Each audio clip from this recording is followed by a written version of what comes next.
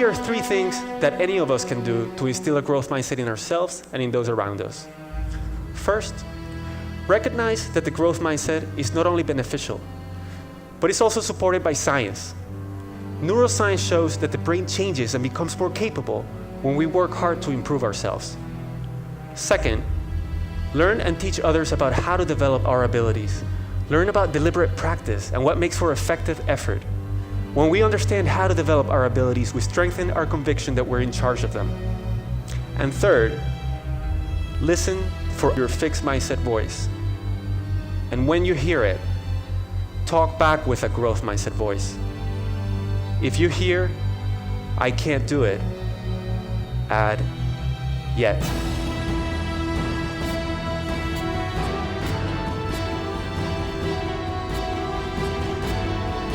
Your potential expands as you move towards it. So if you want to have the most fantastic collaboration with yourself, you've got to remember these 4 things. Tell your mind what you want.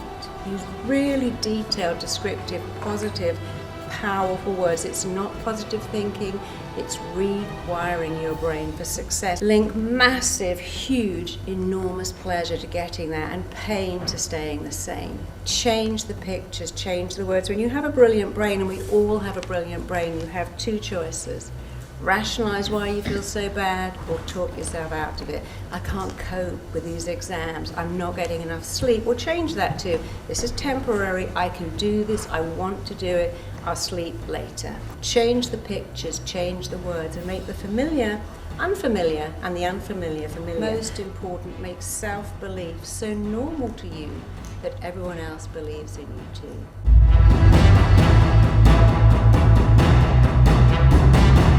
Now, the only way people change is if they associate either enough what?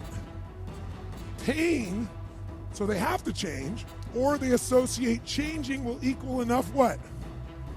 And ideally, if you get both, you'll change. If you get, every moment I do this, the pain's getting more and more tense, there's a point where you must change. And if I change, I get all this pleasure, you're gonna want to change. How many follow? But what equals pain and what equals pleasure is what you associate in your nervous system. So what happens is, the only way you create change is changing what you link pain and what you link pleasure to in your nervous system, not just in your head, in your gut. That's what controls you. Lots of times in your head, you know what you should do, but your gut takes over.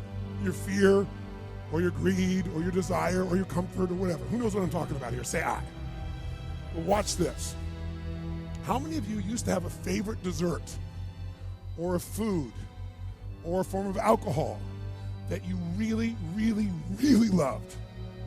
And then one night you had an experience like never before, where something happened, where this food or this drink or this alcohol that you love so much, it went down, but it kept coming back up at a level of intensity and with enough aroma and pain and association that to this day, it takes no willpower just to think of that alcohol or think of the smell of that food or look at it makes you appalled, makes you repelled. Who's had an experience like this in your life? Say I. Tell me what that change was. Was that a change in willpower? No. All that happened is your brain changed what it used to link pleasure to, it now linked pain to. When you link enough pain, it takes no willpower, you're gonna avoid it.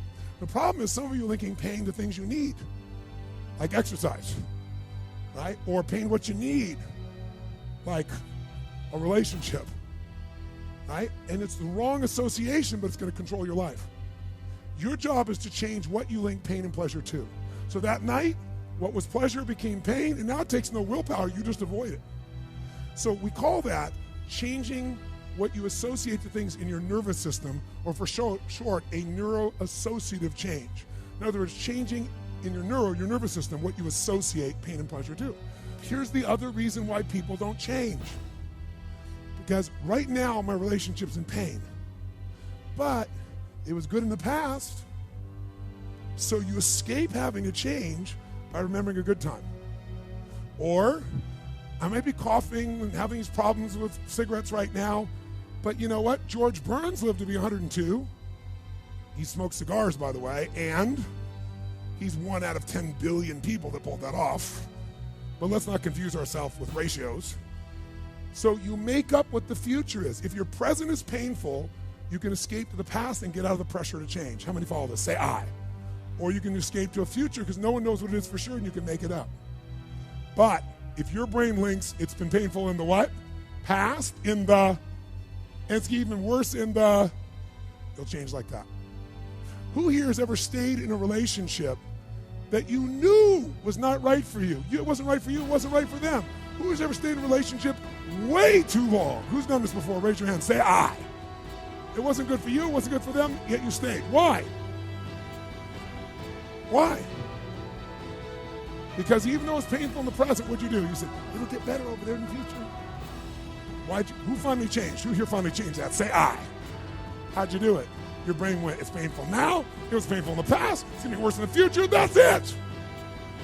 That's what I call a Dickens pattern. When you lock in pain in all those places, there's no place to escape, so you change. It's like if you put a wall here, and a wall here, and we close them in on you, amazingly, you'll move forward. That's what we're talking about, giving yourself leverage on yourself that way, not having someone else do it to you, you do it to yourself.